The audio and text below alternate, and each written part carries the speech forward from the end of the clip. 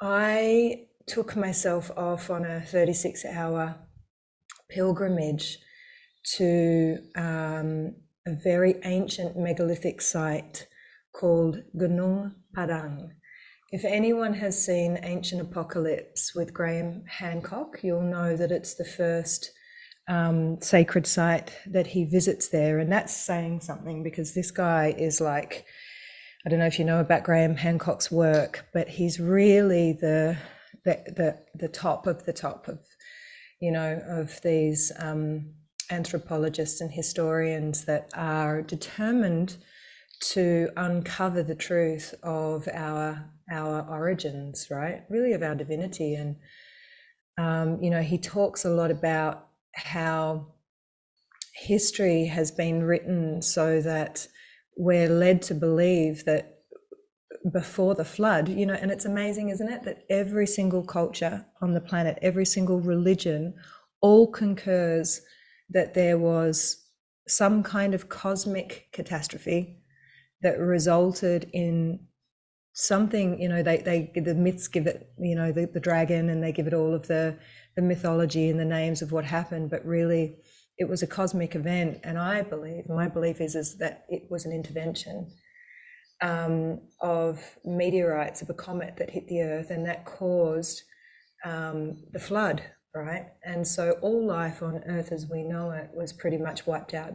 Would have been the fall of the Atlanteans, the Lemurians, and mainstream history tells us that before that date, there was no civilization on the earth. There were no advanced, what I should say, there were cave dwellers, that this is what they say, that were painting on rocks, and that was about as far as we got, which is crazy, because even the Indigenous Australians, I mean, the earliest paintings in those, and they were certainly an intelligent civilization, date back to 65, 70,000 years. So it's such a contradiction, actually. But what they're talking about is technologically advanced societies. And that's what we talk about when we're speaking of Atlantis, when we're speaking of Lemuria. Lemuria was very much the peak of what it is to be living beyond that fifth dimensional frequency, the purity of the spirituality in that community. And then the Atlanteans, I believe, were also that, but they were a little more ingenious in terms of the way that they worked with crystals, the way that they worked with the earth's energy, the way that they were able to harness, a lot of what we see in the Andes is very Atlantean technology. And it's amazing, really, that here we are now with crystals powering our computers, with crystals powering our phones. I mean, this is the power of the crystal, right? So I believe that there were I'm sure you can tune in and feel what feels right for you, but I feel one of two things was probably happening back then. Either something similar to what's happening on the planet now, where they got a bit big for their boots, kind of, and they were getting a bit excited about what they could do, and maybe a little bit power hungry, and they started to move away from, and there was an intervention, and it got taken out. Or the other thing that I was considering when I was at Gunung Padang is that the technology that they were using worked in other dimensions, but here in this density on this earth, when they tried to apply it, it was too much for the planet. Who knows? I'm digressing a little bit, but these are the things that kind of arise when you find yourself in these places, in these ancient sites. And Gunung Padang is in Java. It's in West Java. It is not easy to get to. Why? Mostly because if it's a 4-hour drive from Jakarta airport, you have to be prepared to sit in 8 hours of traffic. It's unbelievable. Like, it's really testing and then you get to this place and it's like, wow, and worth it, totally worth it. But they've recently proven that this pyramid is 27,000 years not just the stone, but that there was an advanced civilization there, living, working, creating 27,000 years ago. So the Egyptian pyramids are dated at about 12,000 years, and I believe them to be much older than that. The temples of Shavin, where this medicine of Wachuma comes from, the pyramids of Corral in the north of Peru, Göbekli Tepe in Turkey, you know, they're all said to be around that 12 or 13,000 year mark. But this blows it out of the water, because this says that before that flood, they weren't just hunter and gatherers, that there was an advanced civilization. And what we see in a lot of the creation stories from many of the cultures around the world too, is this very similar story of there being seven prophets, 7 sages, 7 masters, 7 priestesses, 7 that showed up to the people to teach them what they knew about everything from spirituality to engineering, right? And then we see that's when they say that the pyramids started to be built and all of this sort of started to happen. But it's much, much, much older than that. And what was incredible, I wasn't going to share so much with you about this, but it's obviously, it wants to be shared. There were so many incredible things about this site that were just, wow, mind and heart blowing. First of all, it's a temple of 5s. It's a 5-tiered pyramid surrounded by 5 puncaks, and they call them in Indonesia, which are hills. From the pyramid, you connect directly. There's a ring of 5 of the sacred apus, 5 mountains. And then strewn all over this temple complex are probably not even hundreds, I would say thousands of these very unearthly looking pillars, columns. Some are placed in, some are still standing where they were, others are like in piles that have come down. But the weird thing about these columns and pillars is that they all have 5 sides, every single one of them. I mean, you don't cut a stone into 5 sides, and they wouldn't. What did they have to cut it 27,000 years ago? The stone looks like it's been melted, actually, very similar to when we go to the Andes and we see the joins in these monolithic, megalithic stones that you can't even get a hair in between them. And they've survived earthquakes. They're completely anti-seismic. How did they lift them? How did they get the stones from the quarry up near Intipunku, which is an 8-hour walk straight up from Ollantaytambo, down that hill, across the river, and back up the other side to the temple? So they're working with a frequency, with a vibration, I believe, of light and sound. Like even in Machu Picchu, there's a temple of, well, it's an altar, actually. It's the central altar. But I reckon that they're somehow channeling the light from the sun and using that alchemically to melt the stone. There's so many. And then there's the giants. I mean, that's a whole other thing. I'll tell you about that another time. I've seen them many times. There's the dragons, the serpents, the giants, all of these.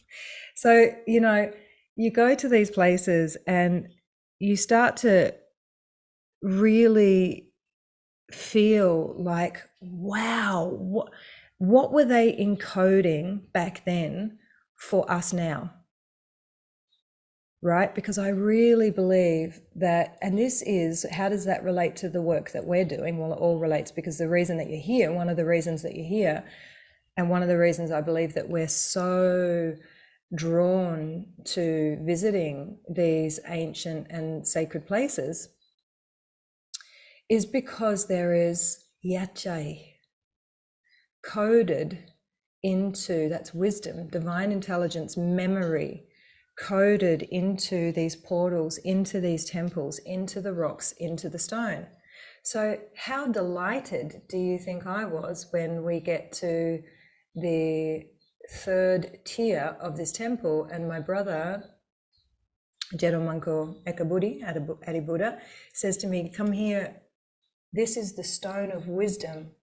Put your finger in that hole and connect, or your third eye on that hole and connect. So here we are, cross culture from one side of the planet to the other, and they've got the same knowing. It's not a belief, it's a knowing that everything that you need to know about that place is encoded into that stone, into those stones.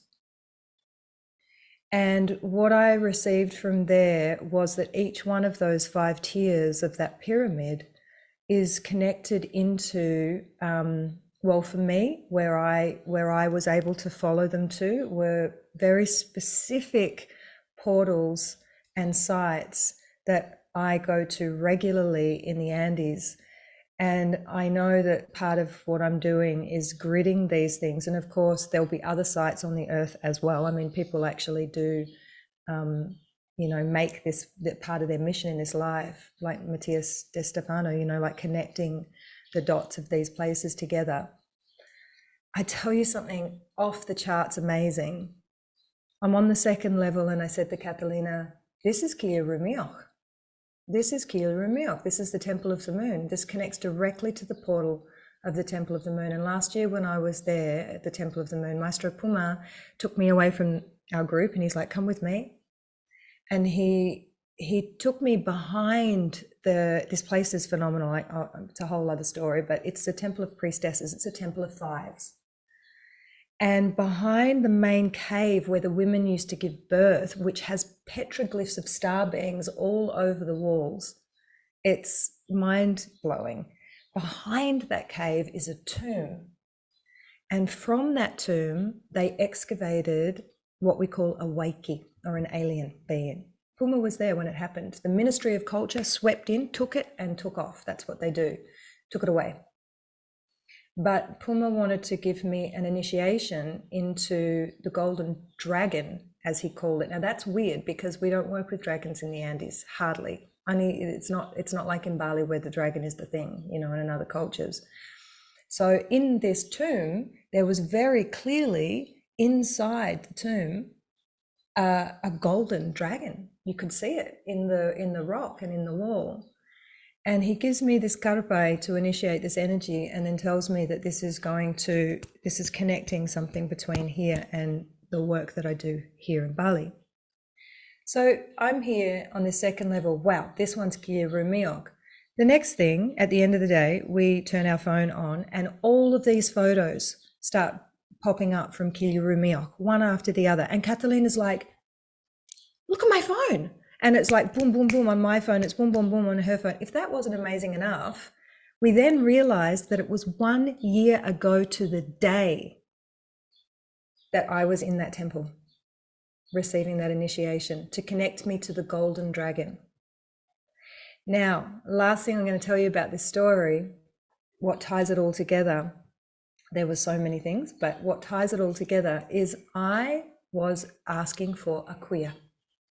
This is a really beautiful thing for you guys to hear as well, I believe. And the masters of this place and the Apu were saying, there's nothing down here, don't look. We have something for you, and it's on the 5th level. You've got to receive it when you get to the top. So don't even worry, don't even bother to look. Okay. So I go up tier by tier and we get to the 5th level. By this time it's pitch black, like we're there in the dark because the energy's stronger in the dark. So we like to be there for the night sometimes if we can. And I go in there and I meditate, and the mountain says to me that this gift that it has for me is here on this 5th level. So I'm seeing, as I'm sitting in this meditation, how each one of these levels connects to the different things. They're giving me all this information, understanding about what this temple was and all the things. And then I go for a walk around to find my gift. And there's nothing. There is nothing but gigantic, megalithic, 5-sided stones. And like, I don't mind carrying a heavy stone, but that thing is not coming down the mountain with me, right? And then I hear the master say to me, you've already received it. We've given it to you. It's not physical. Stop looking. You'll know. We'll show you. Okay? So I go down the mountain, I'm leaving this side. I don't know if I'll ever be back there again in my life. I don't have a kuya. I'm walking down the mountain, and that night I have a dream. And in my dream, the master of the Apu, of the ancestor of this place, shows up to me, and he hands me this medallion that kind of looks like a coin, but it has all these fluid edges, and the gold, and it's pure gold, but it's like mercury. It's not solid. It's like almost liquid, like it's been alchemized with some kind of cosmic metal to keep this fluid thing. And I can see in it the pyramid, and I can see all these shapes drawn around it, but it's so old that it's kind of worn away. And he gives it to me and he says, this is the absolute highest frequency, the highest frequency that exists in this multiverse, the highest frequency of love and the highest frequency of light. This is the frequency of the new earth. And this is now your frequency. And he hands it to me, and I take it and I look at it in the dream, and then I'm like, wow, you know, my whole body's reacting to it. And then I turn to Adi Buddha, he's there in my dream, and I say, Jetamanku, is this real? And he says, if the metal is pure, then yes, it's real. It's a stone of illumination. Oh, I forgot to tell you that Gunung Padang, Gunung means Apu, and Padang means light. It's the temple of light, or the temple of illumination. So I look at this coin, and there's just a little spot of mud. Now, when I physically, for reals, when I got back from the mountain, because I'd been walking in bare feet, I could not get the mud off my feet. It was so weird. I soaked in a bath for an hour and it would not come off. I'm like, damn, this mountain really wants in, you know, like it was stuck to me. And so there was a dot of this mud on the coin, and I just had to, like this, and tend to it and be present with it. No story, just like, oh, okay. And it come off. And then the coin was pure. And then the Apu reached out with his hand, took the coin and embedded it into, put his hand right into my heart and embedded it into my heart. And then I woke up, I started to come out of the sleep with the most exquisite, a feeling that I've become quite accustomed to recently, actually. This of absolute divinity, orgasmic bliss coming out of this, with this frequency that's radiating out. So there were so many, and this is the golden dragon, you see? This is the energy of the golden dragon. So our kuyas sometimes aren't what we think they're going to be. And what he was showing me, or what he was giving me, is that this energy, this frequency, it's new, but it's not new. It's new, but it's ancient. It's ancient, but it's future, because it's original. It's the original frequency. It's the original blueprint. It's who we really are. And all that is holding us back from fully integrating that in all our hearts is just a little spot of mud. And through all the work that you're doing, through the processes you're moving through the awareness that you hold as you're moving through, don't lose sight of the golden coin. Don't lose sight of that gift that you have innately, that is in your heart, right? It's just a little spot of mud. And it's the mud is being removed. And it's not long, this year of 2024, these energies of the eclipse, nobody is the same after this eclipse. Nobody.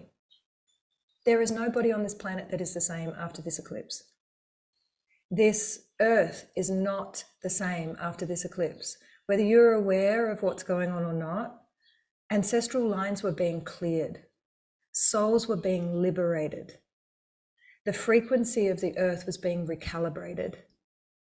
This was all happening. If we could see it, if we could see energy with our physical eyes open, you'd be able to see it, right? So yes, it's going to feel intense. Yes, there might even be a sense of grief. You know, it could be many things. It's going to be many things for many people. For me, honestly, I've had a headache since the eclipse. today's the first day I've woken up and I'm like, oh, you know, I feel like it's actually, because it's a lot of energy, it's a lot of information, it's a lot of newness to digest for our physical bodies to digest that quickly. But there's, you know, just like when I came down from Gunung Padang, I felt really heavy the next day. So after that expansive, you know, the very next day, then I got back to Bali, and the next day I woke up and I sent Catalina a message. I'm like, how are you feeling? And she's like, it's good, but the heaviness was so, the density, because when you've received that much light, you become very aware of the density. Right? So if you've been feeling heavy in your body, feeling heavy in your emotions, it's normal. When you've received the amount of light that you've received, the density in the body, the density in the emotions, the mental activity.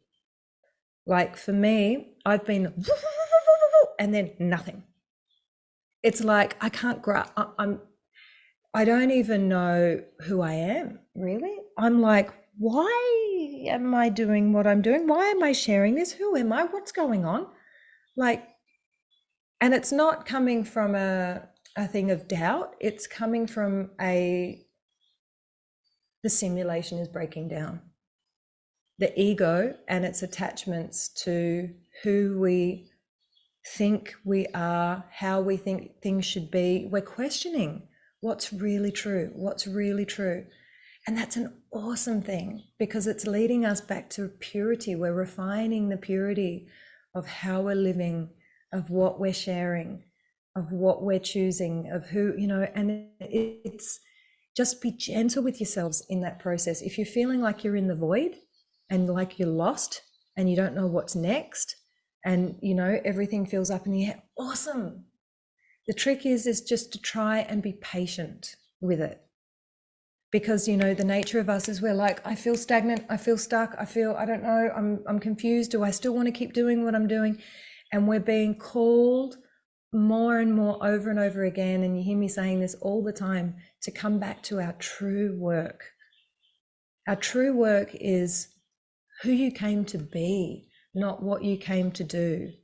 So, you know, tend to your frequency. Most importantly, that's giving yourself as much time and space as you can, even if it doesn't look like what apparently your spiritual practice is meant to look like. We need to really retrain our nervous system to, or I would say not even retrain, I'm going to use the word mentor. We need to coach and mentor our nervous systems to be able to receive, integrate, and be in these new frequencies of energy, you see, because our nervous systems have got used to being in fight or flight. They've got used to being in contraction and constriction. Even if you're relaxed most of the time, the human wound, the original wound, is anxiety. It's contraction, it's constriction. Think about it. You know, everything that we feel that holds us back, where's the first place you feel it? It's in the solar plexus, right? It's in the diaphragm. There's always a, you know, because we're wired physiologically, we're kind of wired for survival. So we're almost reprogramming and healing that original blueprint. It's normal because it's also there to keep us safe, right? But, you know, I don't need to tell you, you know about the trauma response, the fight or flight. As we are in this modern world, we're being hammered with constant stresses that are putting us into that state, and then our nervous systems aren't switching off. So we've become used to being in this contracted and on edge state, and it can kind of feel a little bit weird when all of a sudden we're not worried about anything, or we can't grasp something, you know, like even a thought or I don't know if any of you have experienced that, but where the mind just keeps going blank. And I'm like, you know, and it's amazing because I think, oh my God, how am I going to, how am I going to turn up with my sisters and share about anything? Because I've got nothing. Like there's nothing in there. Yet when I sit here in front of you and just relax into that and trust it, and it moves even beyond trust. It's just a knowing that whatever needs to come through is going to come through, because that's what everybody's needing to receive in that moment. It's moving us really beyond the trying and more into the being. And it's such a relaxed state